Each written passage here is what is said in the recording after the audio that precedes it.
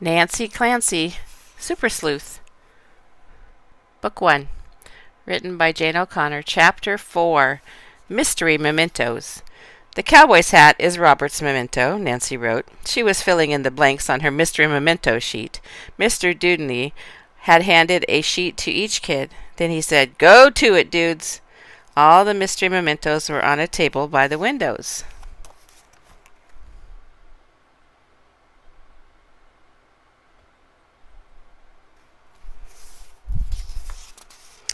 The cowboy hat was easy. Robert used to live in Texas. The glass mouse is Bree's memento, Nancy wrote.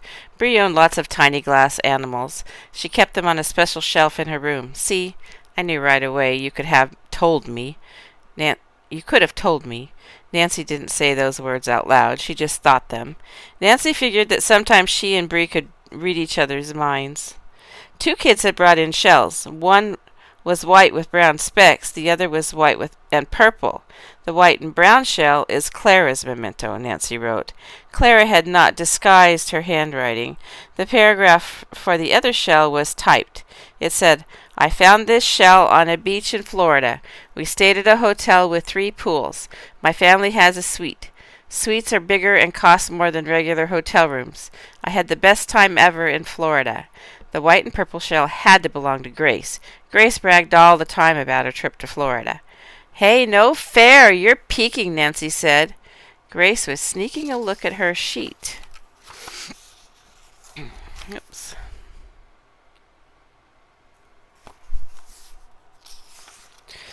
"I'm not. I guessed yours already," Grace said. "It's the bead bracelet." "Maybe yes, maybe no," Nancy smiled. "Ha! You are sadly mistaken. That's fancy for wrong, wrong, wrong." Nancy didn't say this out loud either. She was not friends with Grace. Grace would never be able to read her mind. Nancy went around the table. Who did the snow globe with the Statue of Liberty belong to? And what about the shark teeth? Or the swim trophy from Sighing Pines Day Camp? Nancy was stumped. She stopped at a big, deep blue marble. Bree was looking at it, too. Inside it was a white swirl. The marble was taped to the table so it wouldn't roll off. Whose is it, you think? Whose is it, you think?" Nancy said to Bree and Clara.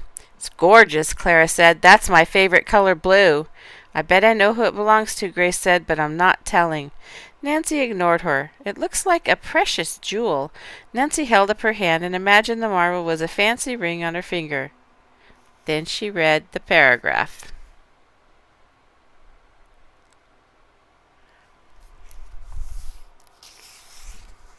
"My grandfather gave me this. He taught me how to play a game with marbles. It's a lot of fun, and I get pretty good at it. When he was a boy, all his friends played the game together, but most kids today don't know how. I can teach everybody the rules." The paragraph talked about teaching. Was that a clue? Nancy tapped her pencil eraser against her lip. Maybe the marble belonged to Mr. Dudney. At the end of the day, the kids revealed their mementos. Which mementos were theirs?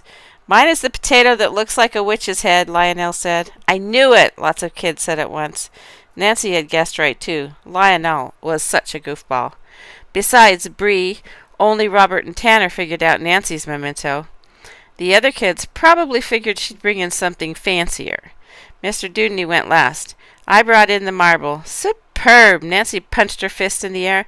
"I guessed it was yours, Mr. D." Grace said, "I got 13 right. That's really good, isn't it, Mr. Dude?" "This isn't a test," Mr. Dudney said. "Guessing was just for fun. Your paragraphs are enthralling. That means I found them very, very interesting. So, dudes, what to learn how to play marbles?" Everybody crowded around Mr. Dudney while he drew a chalk circle on the floor. In the middle, he made a plus sign with 13 smaller marbles. He held up the big blue marble. "This is the shooter. It shoots the little marbles." "Hey, I'm a marble. Ooh. I got shot." Lionel clutched his chest and staggered around. "If you shoot a marble inside the circle, you get a point," Mr. D explained. "The player with the most points wins. I used to be pretty good." He bent down on one knee and he put his blue shooter outside the circle. A flick of his thumb sent it whizzing toward the little marbles. 3 got hit. When they stopped rolling, 2 were outside the circle. "Oh, can we try?" Robert asked. Mr. Dudney said, "It just so happens I brought a bunch of shooters." He started handing them out. Robert got one with orange stripes. Lionel got one that looked like a bloodshot eyeball. Nancy got a green shooter with sparkles inside. "No fair. Yours is prettier than mine," Grace said to Nancy, and pushed in front of her. "Can I go first, Mr. D? Can I?" "Whoa, no pushing. Everybody'll get a turn." Shooting marbles was harder than it looked. Nancy didn't get any points. "Don't feel bad," Bree said. "I stink, too." Then it was almost time to go. Mr. D scooped up all the little marbles. Then he passed a bag around to collect the shooters. "Hey, watch this." Lionel held the eyeball marble between his thumb and his pointer finger, and he made a fist and rubbed both his hands together. Then he opened them, and the eyeball marble was gone. "Pretty good trick," their teacher said. "It's not a trick," Lionel insisted. "It's magic." "Then do some more magic and make it reappear." Mr. Dudney waited until Lionel dug inside his sleeve for the marble.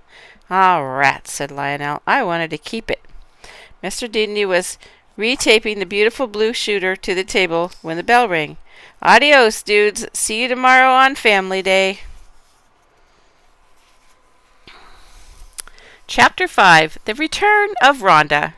Before dinner, Nancy was at headquarters. She was reading about how to make disappearing ink. Suddenly, the curtain parted. She expected to see Bree. Instead, there was Rhonda.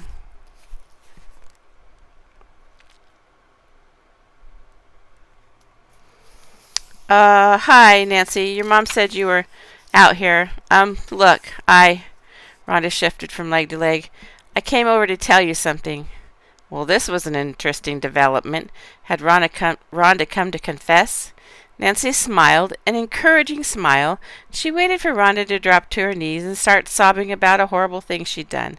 And because Nancy was so kind-hearted, she'd say, "Of course I forgive you, Rhonda." Look, Nancy." Rhonda seemed about to blurt something out, but then stopped. When she spoke, all she said was, "Want to come over and play soccer? My dad just set up a goal in our yard." "What?" So Rhonda wasn't here to confess? Then she must have come over to lure Nancy into the trap. "It'll be fun," Rhonda said. "Oh, right. It'll be a ton of fun to fall into some hole you dug. So 100 years from now, a kid will be playing in your yard and disappear and discover a bunch of bones and my bones." "No," Nancy said. "Maybe some other time." "As in never." "Well then, bye, I guess," Rhonda said. "No, wait." Nancy pulled Rhonda inside and sat her on one of the beanbag chairs. Now was her chance to make Rhonda talk. "Say, have a snack." She handed Rhonda a bag of cookies. On TV shows, detectives sometimes got suspects to blab by acting really friendly. Nancy figured she'd give it a try. "It sure was great to see you, Rhonda," Nancy said. "Huh? You see me all the time." Rhonda nibbled on a cookie. "I know, but it's always great." Nancy paused. "That's because we're friends, right?" "Yeah, sure." She took another cookie and stood up. "I'd better get home." Nancy had to think fast. "Look, Rhonda, I don't think you came here because you wanted to play soccer. Tell me why you really came over." Rhonda avoided Nancy's eyes. I don't know what you're talking about." "Oh, I think you do," Nancy said.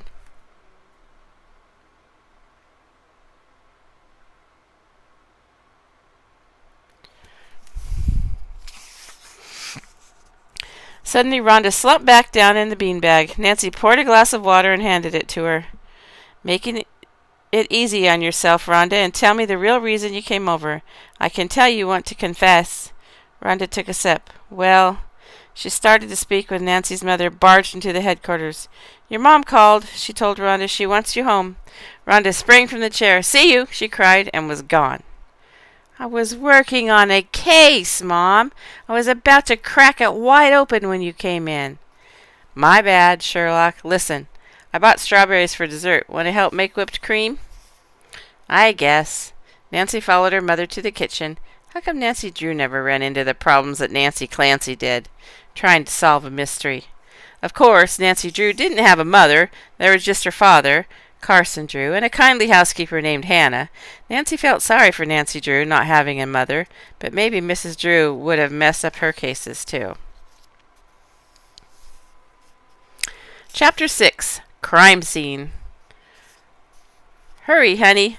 Nancy's mom called. "Mom, I can't find one of my bracelets." Nancy needed it to complete her outfit for Family Day.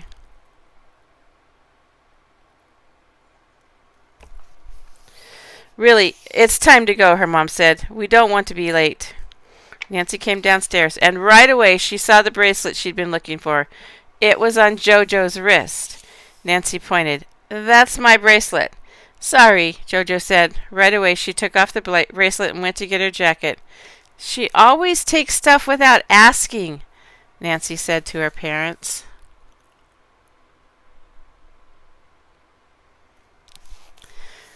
"Don't be mad, Nancy." Jojo clasped her hands together. "Please don't be mad." "Okay, okay," Nancy said. On the walk to school, Jojo slipped her hand into Nancy's and skipped the whole way. The Clancys were among the first to arrive in room 3D. After saying hi to Mr. D, Nancy steered her parents to the Mementos table. "Voila!" She pointed to her chunk of pyrite. "I hope you'll find my paragraph enthralling." Before long, the classroom filled up with families. Bree had brought a disposable camera, so Nancy posed like a model by her chunk of fool's gold. Then Nancy took a photo of Bree with her glass mouse. Then Bree took a photo of Jojo and Freddie together. Lionel was dragging his parents over to see the witch potato. "Smile, Lionel," Bree said. "Wait," Lionel said, holding up a potato. "Okay, now." Lionel's tongue was hanging down on his chin. His eyes were rolled so far back, all you could see were the whites. "Stop that, Lionel," his mother scolded. "Nobody else is acting silly." Nancy's mom and dad looked at each other and smiled. "What?" Nancy asked. Her father nodded at Lionel. "That was me, 25 years ago. The class clown."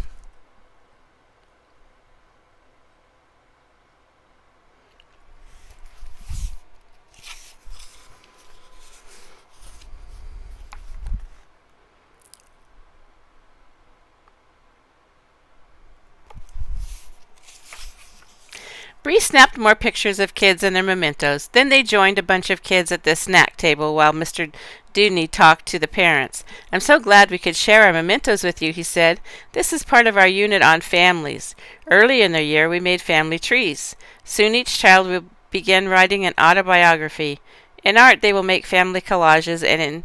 Nancy turned out the rest of what Mr. Dewdney was saying. She tuned it out. She watched Jojo and smiled. Jojo was taking Yoko's little sister around the memento table. Hariko was only 3. Jojo was holding her hand and pointing out different stuff to her. It was like Jojo was pretending to be a big sister. Deep down, Nancy was glad Jojo had come to Family Day. She hugged her sister when it was time for the families to leave. "Au revoir," Nancy said, waving.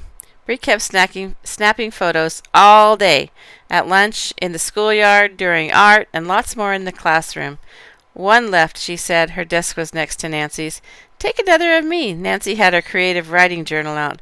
She had put a dreamy look on her face and held a pencil with her pinky finger up. "Do I look creative?" "Bree," Mr. Dewdney said, "please put the camera away and get to work." Nancy loved creative writing. She was writing a mystery called The Vanishing Jewel. It starred a young detective named Lucette Formage. Lucette had long curly tresses. Tresses was such a beautiful word for hair. Lucette was also the same age as Nancy. Lucette Formage sprinted after the robbers, Nancy wrote. Mr. Dewdney liked vivid, that meant colorful, words. Sprinted was a way more vivid than ran. "Be careful, Lucette Fromage," the Countess shouted from the steps of her mansion. "My sapphire blue ring is priceless, but I don't want you to get it maimed." The robbers laughed like maniacs. "You'll never catch us." Then they drove off in an ugly used car. It was hard trying to write the chase scene.